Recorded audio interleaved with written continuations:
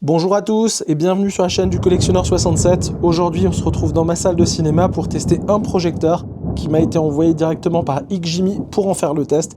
Merci beaucoup à eux pour l'envoi. Comme toujours sur la chaîne, cela ne change rien. Je vais le tester ici en conditions réelles avec mes séquences habituelles pour voir concrètement ce qu'il vaut. Au niveau du modèle, on est sur le XGIMI Elfin Flip Plus. C'est un projecteur compact, Full HD avec du Google TV intégré et un système Fleet pour l'orientation assez original. Si vous aimez les tests détaillés en salle dédiée, pensez à mettre un petit like dès maintenant sur la vidéo. Pensez également à utiliser la fonction boost de YouTube, ça aide énormément la chaîne et la vidéo. Je vous propose de passer directement au déballage du projecteur. On est sur l'avant sur une boîte assez sobre. On a XGIMI, Google TV, on voit qu'on a du Netflix officiel. On a directement la photo du vidéoprojecteur. Il est indiqué 1080p projecteur, donc du Full HD, 500 ISO lumen pour la luminosité. On va pouvoir regarder directement ce qu'il trouve à l'intérieur de la boîte.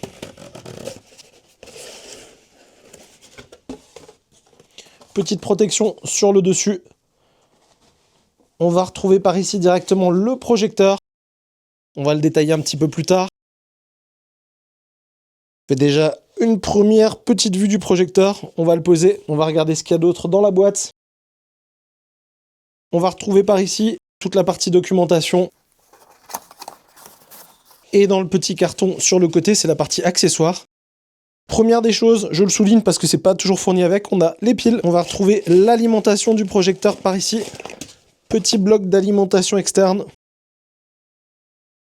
On va avoir la télécommande. Elle a l'air plutôt mignonne, elle est de couleur beige, blanche.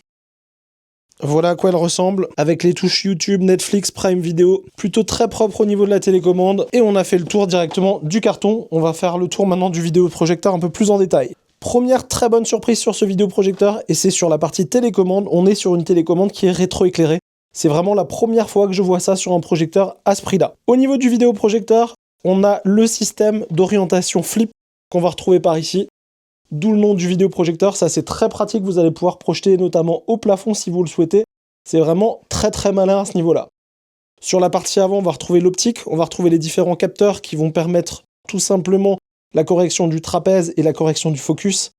Sur la partie arrière, c'est plutôt très simple, on va retrouver la prise d'alimentation, un port USB, un port HDMI et un bouton power.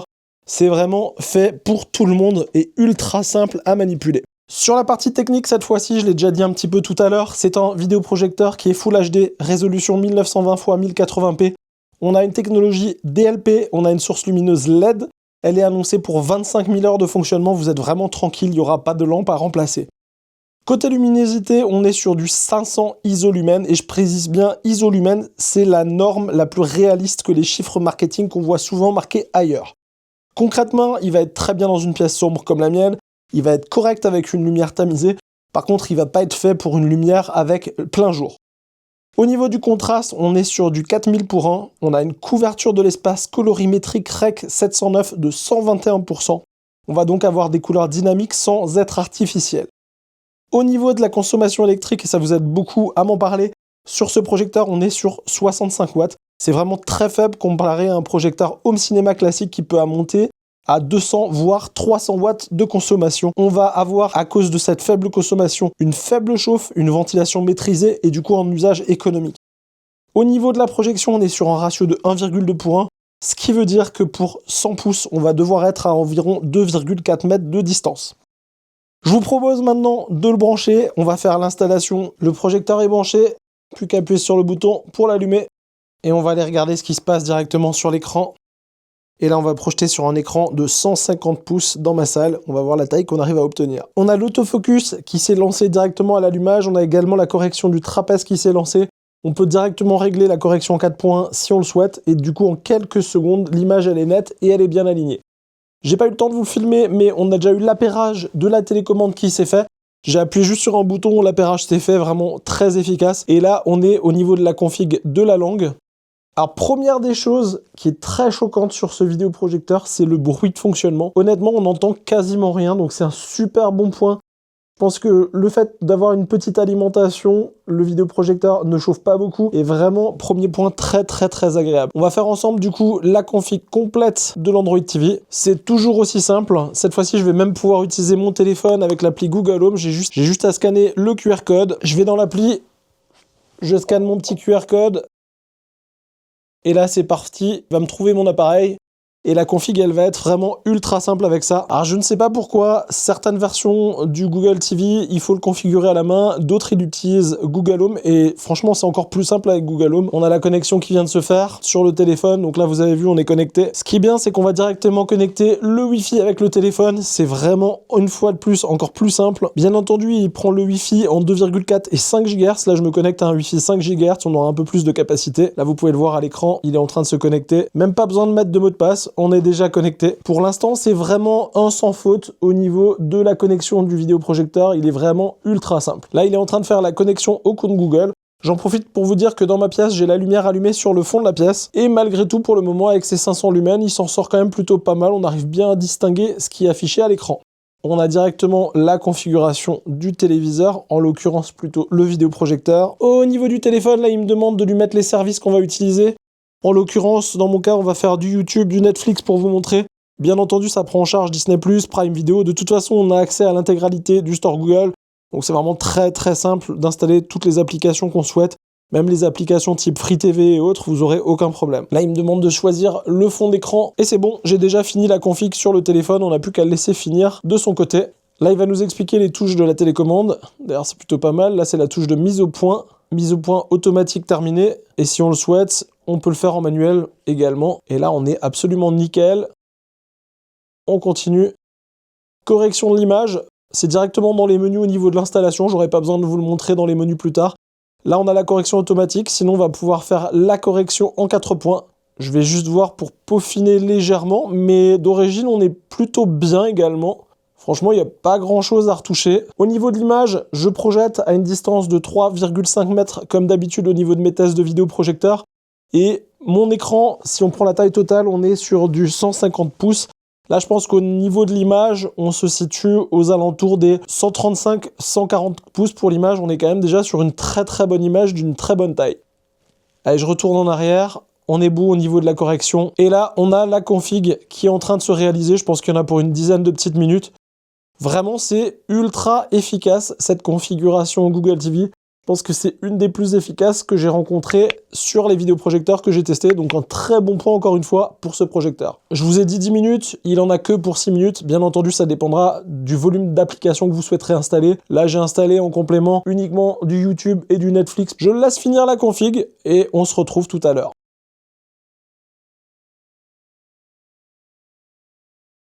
Et là, on a l'installation qui est finie. On a directement les applis qui sont installées par ici. Netflix, YouTube, Disney+, du Prime, TF1, du Canal+. On a vraiment tout ce qu'il nous faut. Je vous propose un petit tour dans les différents paramètres. C'est assez classique, c'est du Google TV encore une fois. On va avoir nos paramètres projecteurs, on les a déjà vus pendant la config. La correction trapézoïdale, la mise au point, la position du projecteur. Également la protection oculaire. Ça, c'est plutôt pas mal. Quand on va passer devant le vidéoprojecteur, on a tout simplement le vidéoprojecteur qui va s'éteindre pour protéger nos yeux. Par ici, la partie affichage et son. Bien entendu, on va pouvoir régler notamment la luminosité, standard, éco ou performance. Pour la luminosité, je vais rester sur la partie standard. Je retourne en arrière, on a les paramètres de l'image bien entendu. On va pouvoir régler la luminosité, contraste, saturation. On a même les paramètres avancés au niveau de l'image avec les températures de couleur. Vous allez également pouvoir les regarder et les régler quand vous allez regarder un film directement. Vous allez pouvoir ajuster au mieux en fonction de ça. Si je retourne en arrière, bien entendu on retrouve les paramétrages du son. On est capable sur ce vidéoprojecteur de brancher des haut-parleurs Bluetooth. Et ce qui est bien, c'est qu'on va pouvoir faire un décalage du son des enceintes. Et notamment, c'est important quand vous utilisez une enceinte Bluetooth. En règle générale, on va avoir un léger décalage du son. Et avec ce vidéoprojecteur, on va pouvoir le corriger. Donc, aucun problème également pour brancher une enceinte complémentaire. Par ici, il y avait la partie réseau. Ensuite, il y a la partie compte. Après, c'est du standard. On va directement aller sur YouTube. Ça me permettra de vous faire mes tests habituels, notamment sur un teaser de F1 The Movie. On ira ensuite sur une vidéo plus colorée, comme d'habitude. Je lance directement YouTube. Allez, on est parti, je vous lance le trader de F1 The Movie. Première des choses, je vais éteindre la lumière dans la pièce. Je vais tout de suite regarder la qualité vidéo. Sans surprise, on est sur du 1080, c'est annoncé, c'est tout bon. Je vous monte un petit peu le son.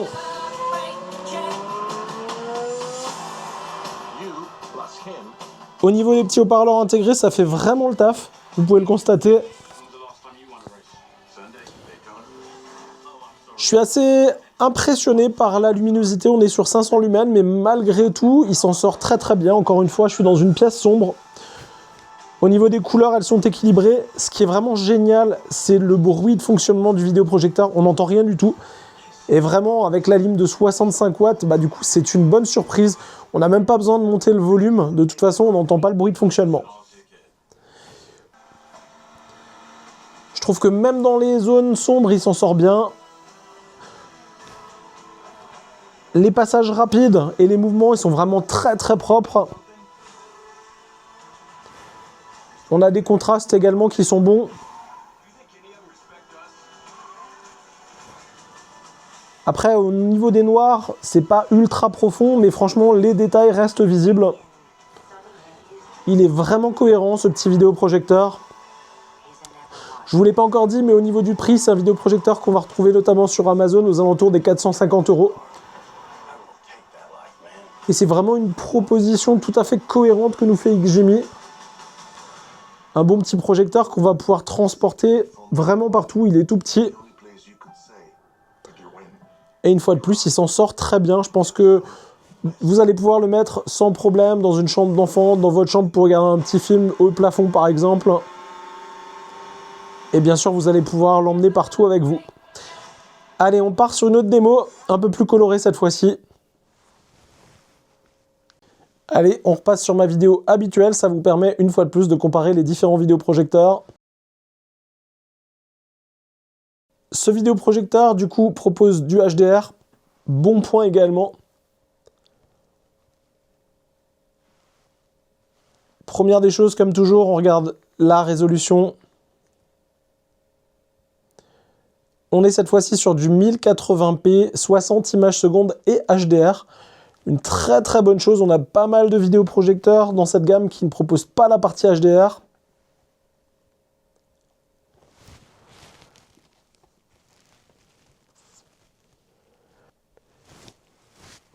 Au niveau des couleurs, que ça soit du rouge, du rose, c'est vraiment intense. Je trouve que les couleurs sont vraiment naturelles également.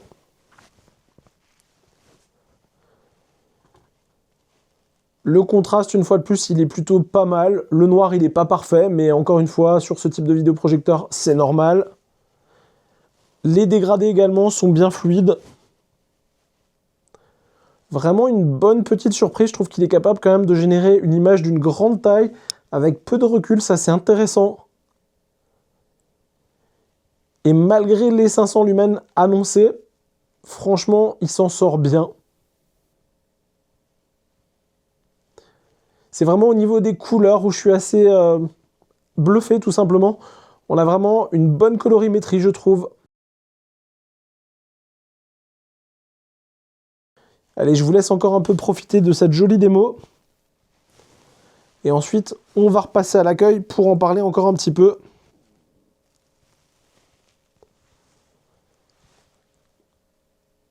Là, vous pouvez le constater, un niveau des noirs, c'est quand même plutôt intéressant.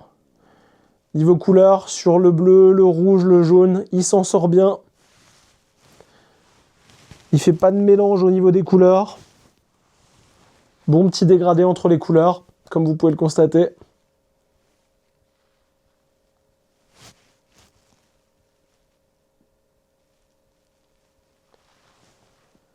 Là aussi, relativement jolie la fleur.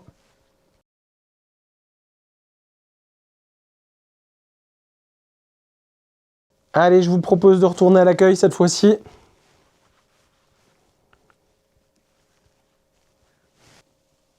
Je reprends la caméra.